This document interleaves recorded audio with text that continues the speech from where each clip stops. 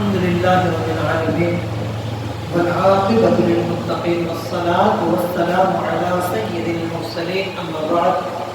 فأعوذ بالله من الشيطان الرجيم بسم الله الرحمن الرحيم اللہ تعالیٰ کے فضل و کرم سے ہمارا یہ درس قرآن جاری ساری ہے انشاءاللہ تعالیٰ العزیز آج ہم سورہ آل عمران آیت نمبر 118 سے متعلق سننے کی سعادت حاصل کریں گے۔ اس آیت میں شان نزول وہ کچھ اس طرح سے ہے کہ شروع اسلام میں ظاہر سی بات ہے کہ مختلف مذاہب کے لوگ تھے جنہوں نے اسلام کو قبول کیا، ان کے تعلقات، ان کے رشتہ داریاں، بہت سارے معاملات میں سارے کے سارے تو مسلمان نہیں ہوئے تھے، ان کی جو رشتہ داریاں بنتی تھیں، قریبی تعلقات تھے، دوستیاں تھیں، وہ غیر مسلموں سے تھیں۔ اس میں یہودی بھی تھے، اس میں نصرانی بھی تھے، اس میں بت پرست بھی تھے، اس میں سب کے سب شامل تھے۔ تو ظاہر ہے کہ رشتہ داری کی وجہ سے یا دوستی کی وجہ سے، تعلق کی وجہ سے بعض مسلمانوں کے ان کے ساتھ مراسم بھی تھے، اٹھنا بیٹھنا بھی تھا، پھر گفتگو بھی ہوتی تھی، مشورے بھی ہوتے تھے۔ تو اس جو تعلقات تھے درمیان میں، ان کی وجہ سے وہ مسلمان بعض اوقات ان کے ساتھ اپنی رازداری بھی شیئر کرتے تھے۔ کوئی بھی بات ہوتی تھی ان سے مشورہ کرتے تھے، اور وہ پھر ان سے حال حوال پوچھتے تو سارے حالات ان کے سامنے آتے تھے۔ تو اس میں مسلمانوں کو کافی حد تک بعض معاملات میں نقصان ہوتا تھا، جیسے جنگی حکمت عملیاں ہوتی ہیں، جو راز و نیاز کی حضور کی باتیں ہوتی تھیں، مسلمانوں کی آپس کی باتیں ہوتی تھیں۔ اب جب وہ دوستی جو تھی تو دوستوں میں بیٹھ کے بات ہو جاتی تھی، وہ بات ان کو پتہ چلتی تو وہ جا کے باہر جو یہودی تھے، دشمن تھے، ان کو جا کے بتا دیتے تھے، کیونکہ ان کا تو مذہبی طور پہ بھی تعلق تھا، تو وہ ان کی مخالفت میں پھر ان کو جب بتاتے تھے تو مسلمانوں کو نقصان ہوتا تھا۔ ان جو مسائل ہوئے ان پر اللہ تعالیٰ نے پھر یہ آیت کریمہ نازل فرمائی تھی۔ دوسرا ایک چیز یہ بھی تھی کہ جو جید صحابہ تھے، جو بڑے صحابہ تھے، یہ تو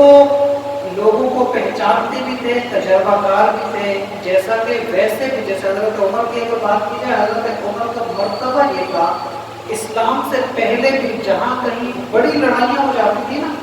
تو بڑے معاملات میں وہ لوگ فیصلہ کرنے کے لیے حضرت عمر کو لاتے تھے، کیونکہ ہمارا بڑوں کا مسئلہ ہو گیا، یہ مسئلہ بہت بڑھ گیا ہے، ہمیں سمجھ نہیں آ رہی، حضرت عمر اس میں فیصلہ کرے، تو حضرت عمر میں فیصلہ کرتے تھے۔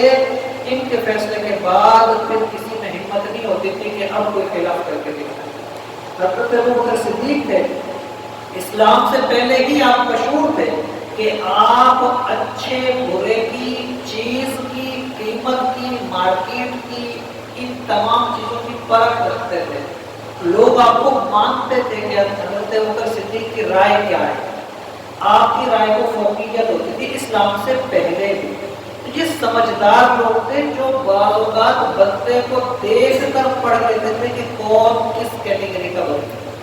تو اس سے جو بڑے صحابہ تھے وہ تو حفاظت رکھتے تھے، لیکن سادہ لوگ جو مسلمان تھے وہ پریشان ہو جاتے تھے، اور بعض اوقات وہ رشتہ داری میں پھنس کے، بعض اوقات دوستی میں پھنس کے وہ ان یہودیوں کے ساتھ اٹھنے بیٹھنے میں راز کھول بیٹھتے تھے، تو اس سے پریشانیاں ہوتی تھیں۔ ان تمام تر معاملات میں جب یہ مسائل آئے تو یہ آیت کریمہ نازل کی گئی۔ اب وہ چیز ہمارے ذہن میں رہے گی نا کہ مسائل کیا تھے، اب ہم سوچتے ہیں کہ قرآن کریم کے الفاظ میں کس طرح سے اللہ تعالیٰ نے ہمیں اس حوالے سے سمجھایا، اور قیامت تک یہ چیز مسلمانوں کے لیے سبق بن گئی۔ فرمایا یا ایھا الذین آمنوا، اے ایمان والو، لا تتخذوا بطانۃ من دونکم، تم رازدار نہ بناؤ اور مشورے یعنی نہ لو ان لوگوں سے جو تمہارے نہیں ہیں، یعنی کہ تمہارے مسلمانوں کے علاوہ والے غیر مسلم جو لوگ ہیں یا غیر لوگ جو ہیں، یعنی جو تمہارے دین کے نہیں ہیں، ان کو اپنا رازدار نہ بناؤ۔ کیوں؟ لا یألونکم خبالا، کیونکہ وہ تمہیں تکلیف دینے میں کوئی کمی نہیں چھوڑتے،